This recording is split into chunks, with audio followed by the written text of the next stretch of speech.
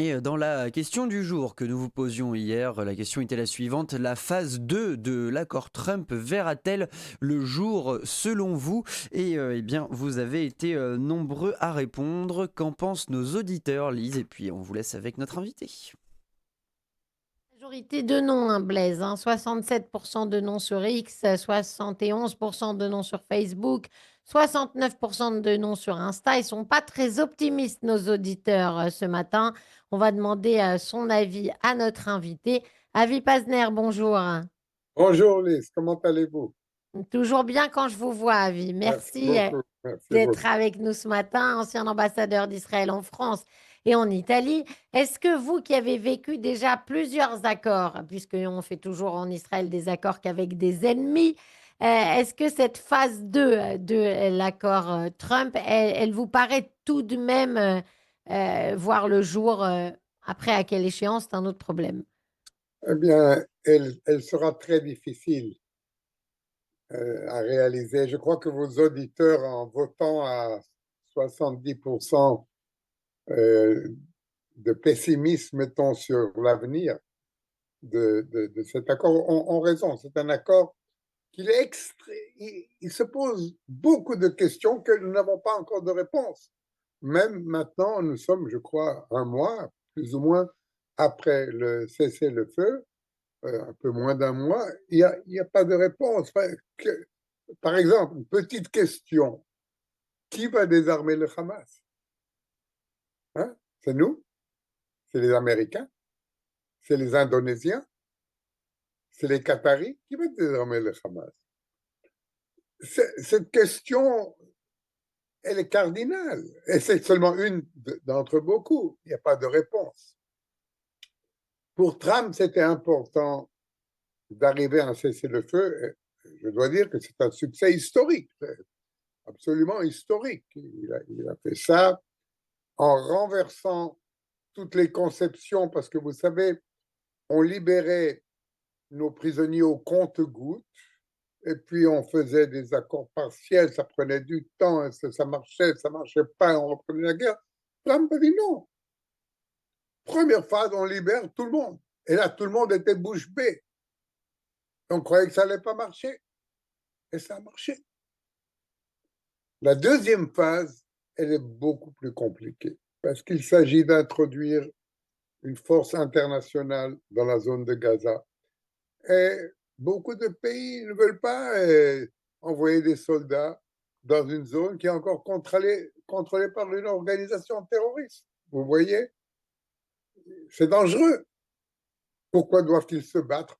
Pourquoi doivent-ils mourir?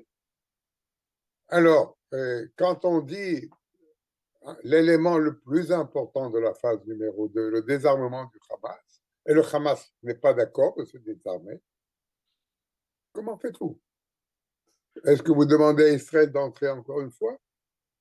Je ne vois pas qu'Israël a grande envie de faire ça. Est-ce que vous envoyez des troupes américaines? Dieu nous en garde. Est-ce que vous allez demander à l'Indonésie et à l'Albanie de combattre le Hamas? Ils ne le feront pas. Grande question. Donc, je comprends très bien pas le pessimisme, mais mettons le sceptisme de vos auditeurs. Ils ont raison. D'ailleurs, si vous faisiez le même référendum, la même question en Israël, vous auriez les mêmes résultats, peut-être encore avec moins d'optimisme, mettons. Mais je crois que ça a été fait. Et en Israël, une grande majorité du public ne croit pas que la deuxième phase sera faisable ou facile. Mais en attendant, c'est ce que nous avons. En attendant, le cessez-le-feu tient, plus ou moins, plus ou moins. En attendant, le Hamas nous rend encore une fois plus ou moins le corps de nos victimes. Trump ne va pas lever les bras. Et la raison pour laquelle il ne va pas lever les bras, parce que ça, Gaza, le cessez le feu à Gaza, c'est son grand succès international. Il n'en a pas d'autre. Il avait dit Poutine, l'Ukraine, Zelensky, on va faire la Corée, etc. Ce qu'il est arrivé à faire, c'est Gaza. Et il ne va pas lâcher. Trump va tout faire pour que ça continue avec toutes les difficultés. Comment le faire, on verra. Alors effectivement, Avi, vous avez raison. Il y a un sondage qui a été fait par l'Institut israélien de la démocratie, on en parlait dans le journal, et il y a 72,5%, 72,5% des Israéliens juifs qui jugent improbable le désarmement et Exactement, le remplacement du Hamas. exactement comme vos sondages.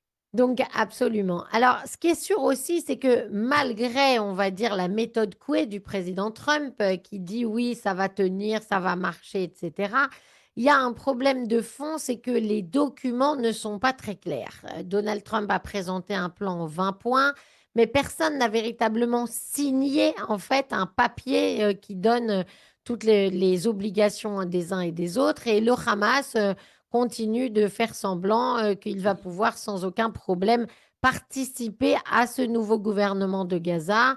On entendait, si ce n'est pas au niveau national, ce sera au niveau municipal, peut-être une alliance avec l'autorité palestinienne. Ça aussi, c'est un point qui est excessivement problématique. À vie, qui va gouverner Gaza? Oui, c'est une des problématiques que je mentionnais tout à l'heure. Parce que un de nos objectifs de la guerre, c'est pas seulement le désarmement du Hamas, c'est que le Hamas ne contrôle plus la bande de Gaza. Et le Hamas, évidemment, essaie des traces de vertige pour participer au mouvement qui va gouverner. Il aura 10 représentants qui ne sont pas officiellement du Hamas, mais que nous savons sont sympathisants. Enfin, le grand problème, Lise, c'est que Trump, ce n'est pas l'homme des détails. Il voit les choses en grand.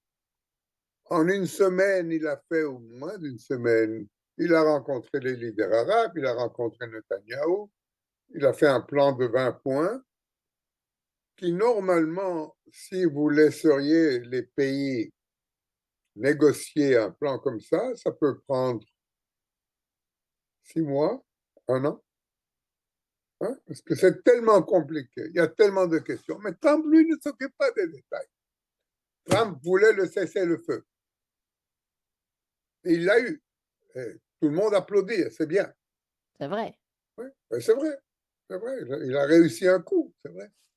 Mais son plan, comment dire, n'est pas cuisiné. OK?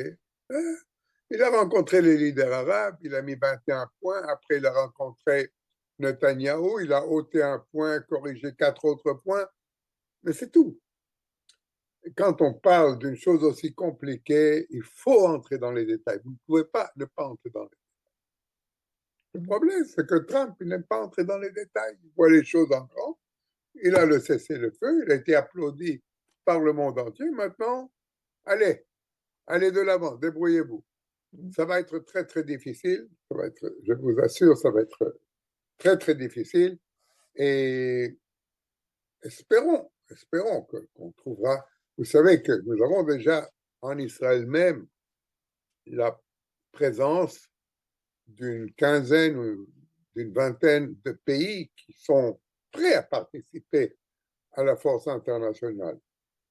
Le problème est qu'ils sont prêts à participer à la force internationale après le désarmement du Hamas. Vous comprenez? Eux ne vont pas aller désarmer le Hamas. Qui va le faire? Et ça, c'est la grande question à laquelle il y a beaucoup d'autres questions. Beaucoup d'autres questions. Mais en attendant, Lise, plus ou moins, le cessez-le-feu tient. Je dis bien plus ou moins. Il y a eu des violations du Hamas, on a eu des victimes. Mais le cessez-le-feu comme concept, plus ou moins, il tient. Maintenant, le transformer en quelque chose de permanent, à mon avis, ça va prendre des mois, sinon des années. Des mois, sinon des années. Beaucoup de mois, sinon des années. C'est très, très compliqué. Et pour le moment, donc, les représentants de ces pays étrangers se trouvent à Kiryat Gat, au quartier général de la force internationale, mais ne rêvent même pas d'entrer à Gaza. Vous comprenez? Donc, la situation est tellement compliquée que nous n'avons pas encore de vue sur la solution, mais ce que nous savons, c'est que pour le moment, plus ou moins, je dis plus ou moins, ou en tout cas formellement, le cessez-le-feu tient, et même quand nous avons réagi aux infractions, aux violations du Hamas, nous l'avons fait avec mesure. On pouvait le faire autrement. Parce que c'était dans le cadre, nous avons réagi dans le cadre du cessez-le-feu. C'est compliqué, mais c'est la situation aujourd'hui. Et encore une fois, passer à la phase 2, ça va être pour... On en discutera encore beaucoup, Elise. Ma dernière question à Vipasner, les seuls qui ont signé en fait la déclaration de Sharm el-Sheikh qui saluait la mise en œuvre de cet accord de Trump, c'était la Turquie, le Qatar et l'Égypte. Est-ce que c'est des gens à qui on peut faire confiance à Vipasner? C'est les médiateurs qui ont signé Trump, pas seulement eux, c'est Trump qui a signé, et les 3 médiateurs. On peut faire difficilement, on peut avoir difficilement confiance, spécialement dans la Turquie, spécialement et le Qatar. Mais je mettrai la Turquie en première place. La Turquie, qui, comme vous le savez, Erdogan, quand il est arrivé au pouvoir en 2003, il avait dit qu'il veut rétablir l'Empire ottoman au Moyen-Orient. Après, il en a moins parlé, ce n'était pas faisable, mais lui est extrêmement intéressé à avoir des soldats turcs à Gaza. Pour lui, ce serait une première. Le Qatar, qui est un pays qui soutient les frères musulmans en général, le Hamas fait partie des frères musulmans, lui aussi est prêt à envoyer des forces à Gaza. Israël n'en veut pas. Nous l'avons dit aux Américains. Nous avons des différends là, avec les Américains. Parce que Erdogan et Trump sont très copains, mais vraiment copains. Chaque fois que Trump parle d'Erdogan, il parle de son grand ami. De personne, il ne parle comme il parle d'Erdogan. Même pas Netanyahou, qui est vraiment son ami. Donc, là, alors, l'Égypte, catégorie à part, nous avons un traité de paix avec l'Égypte. L'Égypte, elle aussi, n'est pas intéressée de voir la Turquie et le Qatar. Il y a un intérêt commun entre l'Égypte et Israël. L'Égypte aussi ne veut pas voir les frères musulmans au Qatar, à Gaza, pardon. Donc là, l'Égypte est dans une catégorie un peu différente. Et à mon avis, nous pourrions travailler avec l'Égypte pour éviter que viennent des soldats turcs et qataris à Gaza. Merci beaucoup, Avi Pazner, ancien ambassadeur d'Israël en France et en Italie, pour toutes ces explications. Bonne journée à vous et Shabbat Merci Shalom. beaucoup, les Shabbat Shalom.